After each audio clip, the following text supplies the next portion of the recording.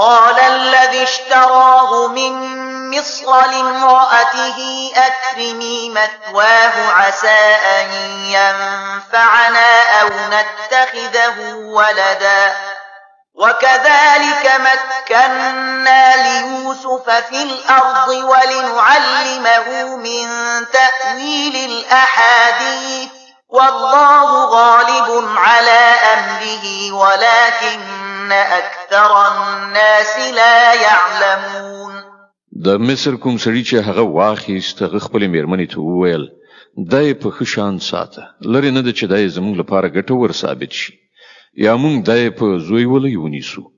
په دې ډول موږ د یوسف لپاره په هغه ځمکه کې د ټینګښت زمینه برابر کړه او په چارو باندې د پوهېدو او د خوبونو د تعبیر د ورزده کولو انتظام وکړ. الله خپل کار کوي او زیاتره خلک نه پوهیږي. ولما بلغ أشده آتيناه حكما وعلما وكذلك نجزي المحسنين.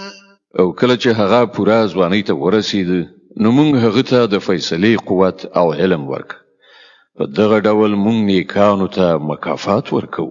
وراودته التي هو في بيتها عن نفسه وغلقت الأبواب وقالت هيت لك قال معاذ الله إنه ربي أحسن مثواي إنه لا يفلح الظالمون. د کومې ښځې په کور کې چې هغه وو هغې خپل ځان ته د هغه توجه جلبوله او یوه ورځ ورونه وتړله ویې ویل چې راشه. یوسف وویل پناه په خدای زما رب خو ماته ښه منزلت راکړی او زه دا کار وکړم.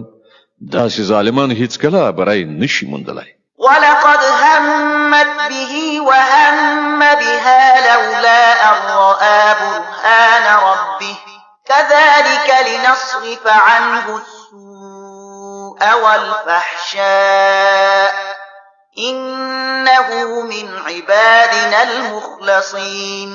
هغه د هغه خواته ورمخکې شوه او یوسف به هم د هغې لوري ته ورمخکې شوی وای که د خپل رب دلیل یې نه وای لیدلی. داسې وشول تر څو چې موږ له هغه نه بدي او بې حیایي ایسته کړو. په حقیقت کې هغه زموږ له غوره کړای شوو بندګانو څخه و.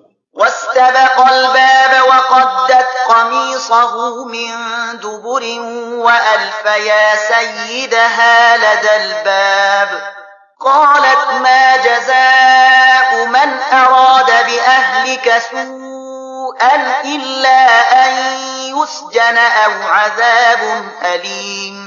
په پای کې یوسف او هغې وړاندې وروسته د دروازې خواته منډه کړه او هغې د شا له خوا د یوسف کمیس په راکشولو سره څیرې کړ. په دروازه کې دواړو د هغې میړه موجود ومونده. د هغه په لیدلو سره ښځې وویل د هغه چا څه سزا ده چې ستا کورنۍ ته خراب نیت ولري. له دې پرته بله څه سزا کېدلی شي چې بندي کړای شي یا سخت عذاب ورکړی شي.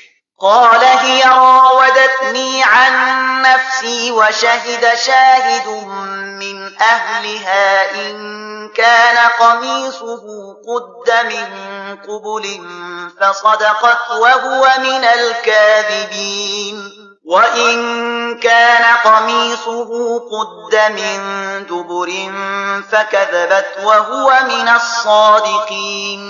یوسف وویل دې زما د جلبولو هڅه کوله. د هغې ښځې له خپل ټبر نه یو چا د نښې بیلګې شاهدي وړاندې کړه چې که د یوسف کمیس د مخې نه شلېدلی وي نو ښځه رښتینې ده او دی دروغجن او که د هغه کمیس د شا له لوري شلېدلی وي نو ښځه دروغجنه ده او دی رښتونی.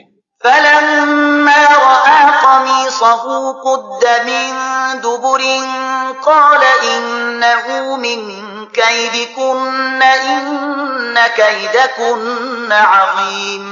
کله چې میړه ولیدل چې د یوسف کمیس د شا له لوري شلېدلی دی نو ویې ویل دا ستاسې ښځو مکرونه دي په رښتیا چې ستاسې چلونه د حد نه زیات دي. يوسف أعرض عن هذا واستغفري لذنبك إنك كنت من الخاطئين.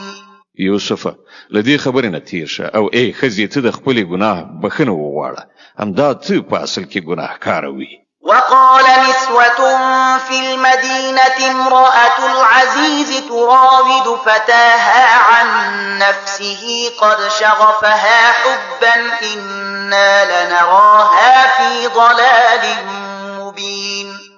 د ښار ښځو په خپلو منځو کې اوازه ګډه کړه چې د عزیز میرمن په خپل زلمی غلام پسې شوې ده، مینې ناکراره کړې ده، زمونږ په نزد خو هغه په څرګند ډول غلط کار کوي. د یوسف مبارکه سوره چې د قرآن عظیم شان 12مه سوره ده، په مکې معظمه کې را نازله شوې ده، 111 آیاتونه لري. تلاوت او پښتو ترجمه یې له 11 آیت څخه اوري. فلما سمعت بمكرهن أرسلت إليهن وأعتدت لهن متكئا وآتت كل واحدة منهن سكينا وقالت اخرج عليهن فلما رأينه أكبرنه وقطعن أيديهن وقلن حاش لله ما هذا بشرا إن هذا إلا ملك كريم. غي چې د هغو دغه مکر ډکه خبره واورېدې نو په هغو پسې استازي واسطه او د هغو لپاره د تکیه کولو مجلس جوړ کړ او په ملمستیا کې د هر یوې په وړاندې یو چاړه کې خودله. بیا په همغه وخت کې چې کله هغوی میوې پرې کولې خوړلې، هغه یوسف ته وویل چې د هغو مخې ته راوځه. کله چې د هغو ښځو نظر پر هغه باندې ولګید نو هغوی هکې پکې پاتې شوې او خپل لاسونه یې غوڅ کړل او غیر اختیاري وویل پاک دی الله، دا سړی خو بشر نه دی، دی خو کومه لویه پرښتې ده. قالت فذلكن الذي لمتنني فيه ولقد راودته عن نفسه فاستعصم ولئن لم يفعل ما آمره ليسجنن وليكونن من الصاغرين. د عزیز میرمنې وویل وګورئ، دا د هغه څوک چې د هغه په باب تاسې په ما پورې خبرې کولې، بېشکه چې ما د جلبولو هڅه کړې وه، خدای وژغورل شو. که دای زما وینا ونه مني نو بندي او ډیر ذلیل او خوار بکړای شي. قال رب السجن أحب إلي مما يدعونني إليه وإلا تصرف عني كيدهن أصب إليهن وأكن من الجاهلين. یوسف ویل ای زما ربه، د دې په نسبت باندې کېدل ماته خدي چې زه هغه کار وکړم چې دا خلک له مانه غواړي، او کته د هغو د سیسې له مانه دفع نه کړي نو زه به د هغو په دام کې ونه خلم او په ناپوهانو کې به شامل اوسم. فاستجاب له ربه فصرف عنه كيدهن إنه هو السميع العليم. د هغه رب د هغه دعا قبول کړه او د هغو ښځو چلونه ورڅخه دفع کړل، بېشکه همغه دی چې د هر چا اوري او په هر څه پوهیږي.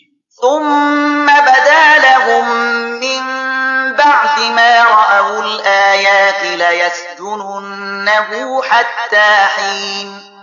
بیا هغو ته دا فکر ورغی چې د یوې مودې لپاره هغه بندي کړي، په داسې حال کې چې هغوی د هغه د پاکلمنۍ او په خپله د خپلو میرمنو د ناوړه چلند څرګندې نښانې لیدلې وي. ودخل معه السجن فتيان قال أحدهما إني أراني أعصر خمرا وقال الآخر إني أراني أحمل فوق رأسي خبزا تأكل الطير منه نبئنا بتأويله إنا نراك من المحسنين. بندیخانی ته دوه نور غلامان هم له هغه سره ننوتل. یوه ورځ له هغو نه یو تن هغه ته وویل ما په خوب کې لیدلی دي چې زه انګور د شراب لپاره زبېښم. بل وویل ما ولیدل چې زما پر سر باندې ډوډۍ ایښي دي او مرغانې خوري. دواړو وویل موږ ته د دې تعبیر وکړه، موږ وینو چې ته یو ښه سړی یې.